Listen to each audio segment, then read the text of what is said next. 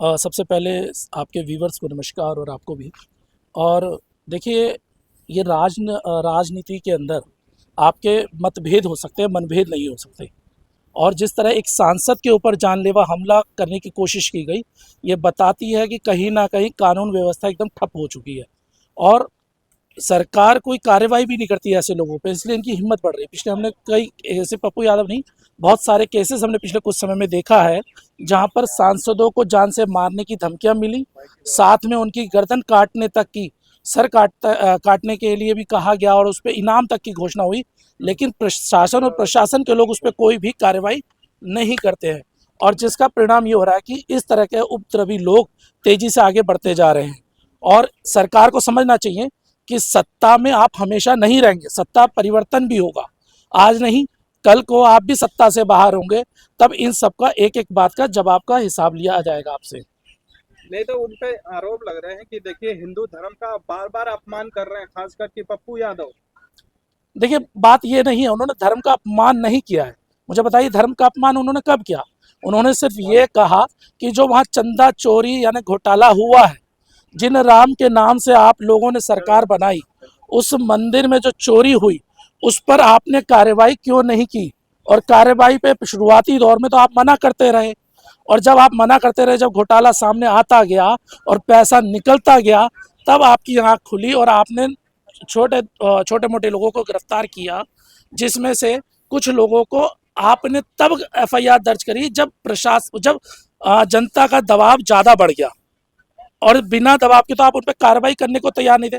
आपको लोगों ने मंदिर बनाने का मौका दिया, आपकी सरकार बनाई, ये नहीं कहा कि आप चोरी करें वहाँ पे और उससे आप अपनी सरकारें बनाए, उस चोरी के पैसे से आप अपनी सरकारें बनाए।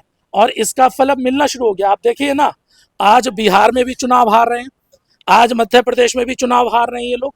जो बाई इलेक्शन हुआ है वहाँ पे इसका परिणाम दिखाई दे रहा है। और याद रखिएगा, पप्पू यादव को जब ये लोग ये कह रहे हैं, इसका एक बड़ा कारण ये है कि ये घबराए हुए हैं।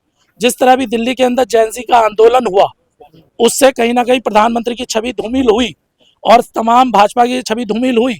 उस समय में पप्पू यादव यही नहीं, तमाम विपक्ष के जो नेता चंदा चोरी का जो आरोप लगा रहे थे, तो उसके खिलाफ जो एक लड़ाई चल रही थी, उससे कहीं ना कहीं प्रधानमंत्री जो घिरते जा रहे थे, उसको लेकर इन लोगों ने एक अपना रोष प्रकट किया।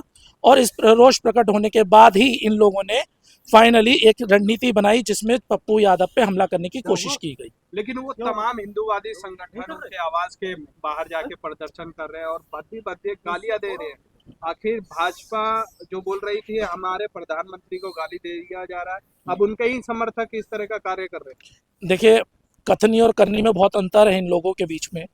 और आप जो बात कर रहे थे कि दिल्ली में सरकार है भारतीय जनता पार्टी की, शासन और प्रशासन किसका है? भारतीय जनता पार्टी का। और आपको लगता है जब शासन और प्रशासन उनका खुद का हो तो ऐसी स्थिति बनेगी? भाई, वो तो पहले ही सुनवाई नहीं करते, अब क्या सुनेंगे? और विपक्ष को तो हमेशा दबाने की कोशिश ये लोग कर रहे हैं।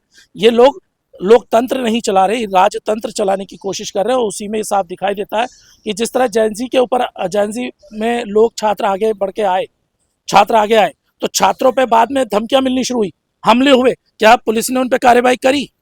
अराजक तत्व लगातार लाठी डंडा लेके सड़कों पे घूम रहे हैं और वो छात्रों को ढूंढ ढूंढ के पकड़ रहे, मार रहे हैं। क्या पुलिस उन पर कार्रवाई कर रही है? नहीं कर रही। क्यों? क्योंकि सरकार की शह उन्हें मिली हुई है, जिस कारण से बचे हुए। लेकिन मैं आपको आश्वासन देता हूं, जिस दिन सरकार बदलेगी इन सब के ऊपर कार्रवाई होगी। और मुझे इतना विश्वास है, जिस दिन देश के अंदर कांग्रेस की सरकार होगी, उस दिन ये लोग ना घर के रहेंगे ना घाट के, इन्हें भागना भारी हो जाएगा। क्या लग रहा है पप्पू यादव डर जाएगा क्या इन सब चीजों से? देखिए, अगर वो डरता तो ऐसी लड़ाई ही नहीं लड़ता। पप्पू यादव वो शख्स है जो जमीन पर संघर्ष करके निकला है। आपने देखा होगा कि जब भी बिहार के अंदर कोई आपदा आती है, सबसे पहले वो खड़ा होता है, कोई घटना होती है, सबसे पहले वो खड़े होकर निकलते हैं। तो इस आधार पे अगर इस चीज़ को देखा जाए तो कहीं ना कहीं हमें ये साफ दिखाई देता है कि पप्पू यादव किसी भी हालत में पीछे हटने वाले नहीं हैं। वो आगे बढ़ रहे हैं और पूरी कांग्रेस पार्टी उनके साथ खड़ी हुई है।